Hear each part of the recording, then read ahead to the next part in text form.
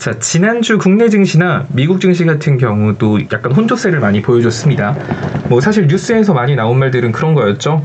뭐 경기 부양책이라는 말을 너무 많이 나와서 이제는 거기가 호재로서 작용을 못하고 있고, 뭐 이제 뭐 미국 시위대라던가 코모땡 계속 재확산되고 있는 거, 이런 게 뭐 시장 부담으로 작용을 하였으며, 또 좀 더 꼼꼼히 기사를 읽어보신 분들은 국채금리가 어쩌고 저쩌고 해서 증시가 변동성이 왔다, 이거 들어보셨을 겁니다. 국채금리, 미국의 국채금리 뭐 10년물이 코로나 시장 이후 최대치를 기록을 했기 때문에 뭐 시장에 변동성이 생겼다, 뭐 이런 거 보신 적 있을 거예요.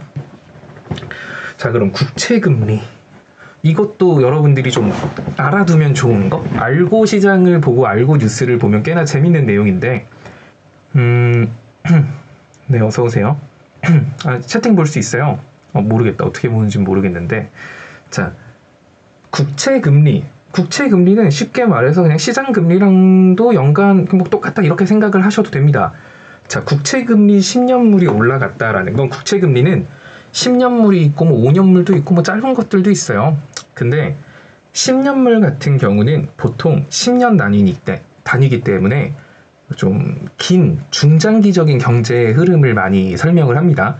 그리고 5년 채권 금리, 이거 같은 경우는 단기를 반영을 하죠. 자, 이번에 국채금리가 올라가니까 그렇게 생각을 하는 거예요. 와, 이제 국채금리가 올라가고 있는 거 보니까 시장금리도 올라갈 수 있는 거 아니야? 지금 시장이 이렇게 풍부한 유동성이 나올 수 있던 거는 금리가 낮으니까 사람들이 돈을 막 잘 빌려서 막 시장에 돈이 늘어났는데, 금리가 확 올라가게 되면은 이제 사람들이 이자 때문에 돈을 못 빌리겠죠. 그런 것들, 시장의 유동성을 방해할 수 있는 요소가 될 수도 있겠다.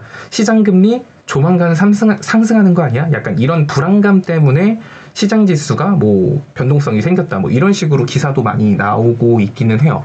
그런데 사실 10년 채권 금리 같은 경우는 어차피 중장기적인 관점이기 때문에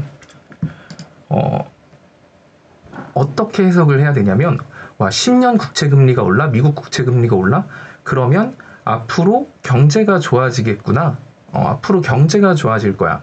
경제가 좋아지면은 이제 금리를 계속해서 낮출 필요는 없으니 금리가 올라가겠지라고 해석을 하는 게 맞죠.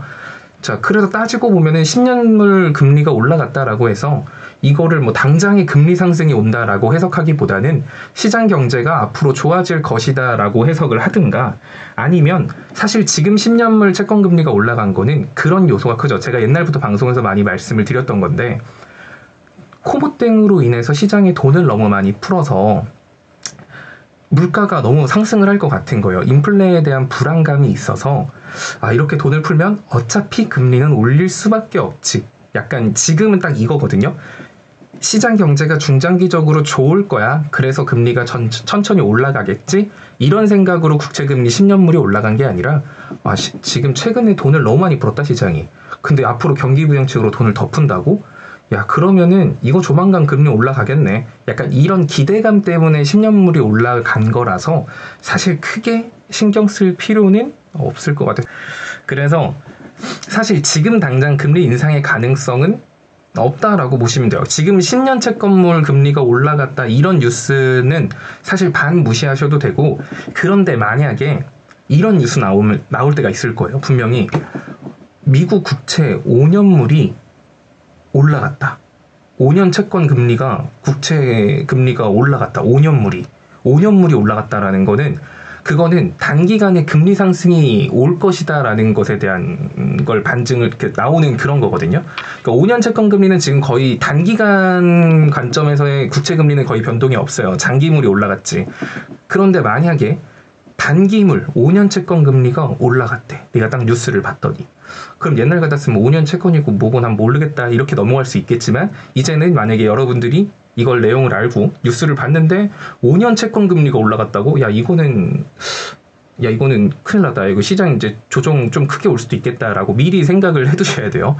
그리고 10년 채권 금리가 내려간다는 의미는, 10년 채권 금리가 내려간다라는 거는 앞으로 향후, 그냥 단순하게 생각하죠. 10년 동안 중장기 관점으로 경제가 뭐 썩 좋아지지는 않을 것 같다. 이런 걸 말을 하는 거거든요. 경제가 그렇게 많이 상승할 것 같지 않다라는 걸 보여주는 건데, 장기적으로 경제가 상승할 것 같지 않다라고 해서 10년 금리가 떨어지는데 갑자기 5년 단기 금리가 올라가. 이런 문제가 돼요.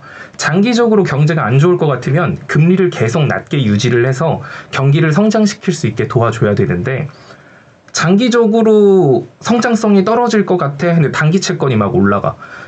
향후 10년 동안 경기가 안 좋을 것 같은데 심지어 지금 금리를 올린다라는 의미이기 때문에 이 두 개의 시그널이 나왔을 때는 야, 이거 빨리 팔고 나가야겠다. 약간 이런 식으로도 좀 생각을 하실 수 있어야 됩니다. 이게 너무 말이 어려운 것 같아서 말로 설명하려니까 어려워요. 내일 글로써 한번 해드릴게요. 채권이라든가 국채. 여기에 대해서도 이제 주식을 할 때 단순히 뭐 뉴스만 보는 건 하는 게 아닐 거 아니에요. 뭐 경제 지표, 소비자 심리, 뭐 주택 뭐 어쩌고 여러 가지 경제 지표들이 있는데 거기에 따라서 주가도 영향을 받게 됩니다. 정말 다양한 분야에서 다 합친 게 주가에 영향을 주기 때문에 그래도 이런 것들 하나하나 알고서 이제 뉴스를 보거나 시황을 보면은 막 더 앞으로 어떻게 되겠구나 이런 거에 대한 예상이 가겠죠. 어쨌든 정리하자면 그런 거예요. 시장이 앞으로 위험해지려면 5년물에 대한 채권 금리가 올라가고 10년물이 떨어진다 라고 하면은 금리는 오르는데 장기적으로는 경기가 좋지 않다라는 신호가 될 수 있다. 그런데 지금 만약에 뉴스에서 뭐 10년물이 올라가가지고 시장의 변동성을 초래하고 있다. 이거는 사실 그냥 그럴싸한 이유를 만든 거지 크게 의미를 둘 필요는 없을 것 같아요. 지금 당장 금리 못 올릴 거예요. 지금 올리면은 그 2008년 금융위기 때랑 똑같거든요. 집값 폭등했을 때 미국에서 되게 섣부르게 금리 인상을 해가지고 그 당시에 여러 회사들이 다 줄도산한 거였기 때문에 과거에 어떤 식으로 대응했다 어떤 결과가 나왔는지 뻔히 보이는데 지금 코모탱 시장에서 실물 경제가 좋아지지도 않은 현상에서 갑자기 금리를 오른다라는 거는 그냥 전 세계 경제 다 같이 망해보자 이거밖에 안 되기 때문에 지금 당장 금리가 올라갈 가능성은 거의 0%일 것 같습니다.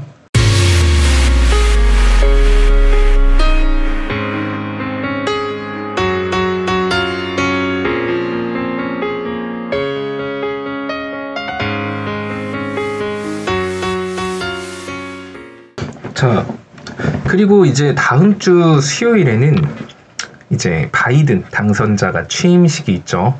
자, 취임사에서 어떤 얘기들을 하느냐 이것도 굉장히 중요할 거예요. 그리고 첫 행보가 뭐냐. 지금 시장은 그때도 말씀드렸지만 마땅히 이슈가 없어요. 뭐 눈에 띄는 이슈가 뭐가 있을까요? 눈에 띄는 이슈가 없으니까 앞으로 대선까지 한참 남았는데 뭐 이재명 지지율이 현재 지금 뭐 엄청나다라는 거 가지고 이재명 관련주들이 막 다 상한가를 갔잖아요. 그만큼 시장에 이슈가 없는 공백이기 때문에 지금 현 시장에서 정치 테마주들이 막 고개를 들고 있는 거거든요. 바이든 취임 이후부터 뭔가 새로운 이슈들, 바이든 대통령의 첫 행보라든지 그런 말 한마디들이 시장의 이슈로서 새롭게 등장할 수 있기 때문에 그 전까지는 정치 테마주들이 힘이 계속 좋을 거예요. 근데 그렇다 계속 좋다라고 할 수는 없지만 그럼 이재명 주 뭐 지금 사면은 막 앞으로 계속 가요? 이건 아니라 지금 이재명 관련주가 올라가고 있는 거는 지금 당장 대선 후보 뭐 결정된 것도 아닌데 지금은 단순히 정치 테마가 움직이는 건 시장 이슈가 너무나도 없기 때문에 그 빈 공간을 치고 오는 미끼 테마라고 봐야지 이거를 지금 메인 테마라고 생각해서 내가 막 가지고 있는 돈 다 때려박고 막 이렇게 하시면 안 돼요. 이런 지금 월요일부터 수요일까지 정치 테마는 무조건 줄 때 먹는 거예요. 1%든 3%든 5%든 자기 그릇만큼 손절가 잡고 먹으시면 되는 거고 이재명 관련주 올라갈 때 제가 말씀드렸던 게 윤석열 관련주, 홍정욱 관련주 여기에 대해서 좀 말씀을 드렸잖아요. 뭐 이제 이재명의 대항마로서 그럼 누가 좋을 것이냐 또 이러면서 또 얘기가 나오는 게